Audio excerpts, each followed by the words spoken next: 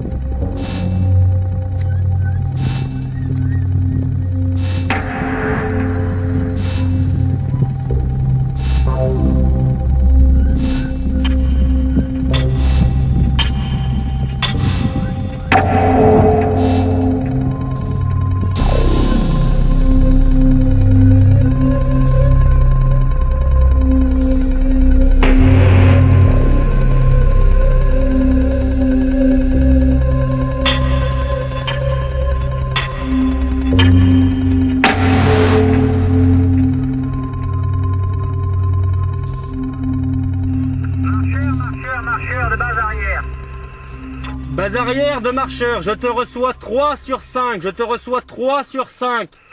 J'ai bien compris, tu me reçois 1 sur 5. Vous êtes où? Vous êtes où? On est à 180 000 de nuque. Reçu 180 000. Ok, vous êtes où là? On est à 1200 mètres, 1200 mètres, 69. 69, 24, 48, 55. Du vent. Du vent.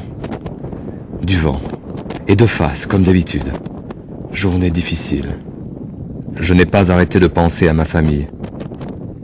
En marchant, je dialogue avec vous. Le soir, j'écris « Mauvais temps, 8 kilomètres, rien à ajouter. » Et je vous entends me répondre. Pourquoi partir? Une vocation, un amour, une foi. Voilà de bien grands mots. D'autant plus qu'à chaque instant, au cours de l'action, on se traite d'imbécile. On pense et l'on dit qu'on serait bien mieux chez soi. On se reproche de s'être placé devant de telles difficultés. On se jure que ce sera bien la dernière fois. Mais on sait aussi que ce ne sont que pensées, paroles, et non conviction. Et l'on recommence.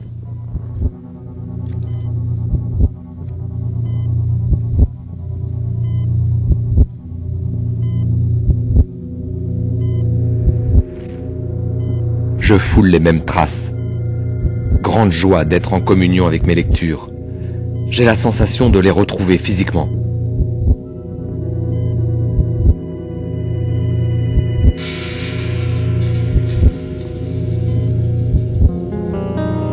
Ce matin, entre la 3e et la 4e heure de marche, l'homme à la massue a encore frappé. L'avez-vous rencontré, vous aussi? Je vous explique. Alors que vous marchez tranquillement, l'homme à la massue arrive à l'improviste. Il arme son bras, regroupe toutes ses forces, et au moment où vous vous y attendez le moins, il vous assène un coup magistral derrière les oreilles. Non, je vous rassure, il n'y a personne. C'est ainsi que nous avons surnommé le coup de pompe. Et vous, comment l'appeliez-vous?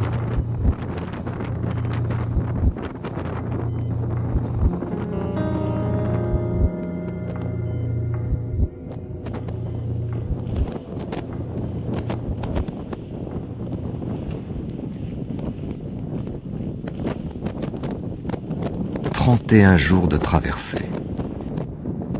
Mais pourquoi tout cela? Avez-vous une réponse? Alors, direz-vous, lorsque les opérations sur le terrain sont terminées, et sans incident, alors, après, il ne reste plus de problème. Si, il en reste. La réadaptation, par exemple.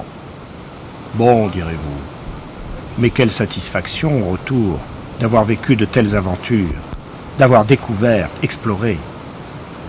Découvrir, explorer. Il y a longtemps que l'époque des découvertes est passée sur notre globe. Rares, de plus en plus rares sont les régions où la découverte est encore possible. Mais alors, pourquoi partez-vous? La seule réponse valable me semble être « parce que nous aimons cela ». À quoi bon vivre 2 fois 1000 ans si l'on ne jouit pas du bonheur?